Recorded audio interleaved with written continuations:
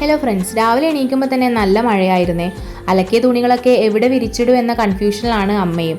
ദോശ ഉണ്ടാക്കാത്തതുകൊണ്ട് നീ ദോശ ഉണ്ടാക്കിക്കോ, ഞാൻ കുഞ്ഞിനെ നോക്കിക്കോളാം എന്ന് പറഞ്ഞു. ഞാൻ ദോശ ഉണ്ടാക്കാനായിട്ട് പോയി. ഞങ്ങൾ എണീറ്റ് വരുമ്പോൾ തന്നെ അത്യാവശ്യം ലേറ്റ് ആയിട്ടുണ്ടായിരുന്നേ. രാത്രിയുടെ ഉറക്കമില്ലാണ്ട് കുഞ്ഞുങ്ങളെ നോക്കുന്ന അമ്മമാർക്ക് ഞാൻ പറഞ്ഞത് കണക്റ്റ് ആയിട്ടുണ്ടാകും. ചില ദിവസങ്ങളിൽ നമ്മൾ എഴുന്നേൽക്കാനൊക്കെ ഇത്തിരി നേരം വൈകുന്നതിനെ കൊണ്ട് വലിയ കുഴപ്പമൊന്നും ഇല്ല എന്നാണ് എൻ്റെ ഒരു ഇതേ. ഞാൻ ദോശ ഉണ്ടാക്കിക്കൊണ്ടിരിക്കുമ്പോൾ അമ്മയുടെ വിളി വരുന്നത്, നീ തന്നെ കുഞ്ഞിനെ നോക്കിക്കോ, ഞാൻ ദോശ ഉണ്ടാക്കിക്കോളാം. ചില സമയങ്ങളിൽ അവൻ അങ്ങനെയാണ്, ആടെ കയ്യിൽ നിൽക്കില്ല. പിന്നെ ദോശ ഉണ്ടാക്കി ആദ്യം അവന് തന്നെ അങ്ങ് കൊടുക്കുക എന്നല്ലാതെ കഴിക്കുന്ന പരിപാടി അവൻ്റെ ലിസ്റ്റിലില്ല. കൊടുക്കുന്നതൊക്കെ തുപ്പിക്കളയാണ് അവൻ ചെയ്തിട്ടുണ്ടായിരുന്നത്. കുറേ നേരം ഞാൻ നോക്കിയെങ്കിലും അവനൊന്നും കഴിക്കുന്നുണ്ടായിരുന്നില്ല. രാവിലെ ചില ദിവസങ്ങളിൽ അവൻ അങ്ങനെയാണ്, ഒട്ടും ഒന്നും കഴിക്കില്ല. ഞാൻ പിന്നെ കുഞ്ഞിനെ അമ്മേൻ്റെ കയ്യിലാക്കിയിട്ട് ഞാൻ പിന്നെ ചായ കുടിക്കാമെന്ന് വിചാരിച്ചു. ഒറ്റയ്ക്ക് ഇരുന്ന് കഴിക്കണ്ടേന്ന് വിചാരിച്ചിട്ട് അവർ പുറത്തിരിപ്പുണ്ടായിരുന്നു. ഞാൻ അവരെ കൂടി ഇരുന്നിട്ട് കഴിച്ചു കേട്ടോ. അതിനിടയിൽ ഞാൻ അവനൊന്ന് കൊടുക്കാനായിട്ട് നോക്കിയിട്ടുണ്ടായിരുന്നു, പക്ഷെ അവൻ അപ്പോഴും തട്ടിക്കളയാണ് ചെയ്തിട്ടുണ്ടായിരുന്നത്.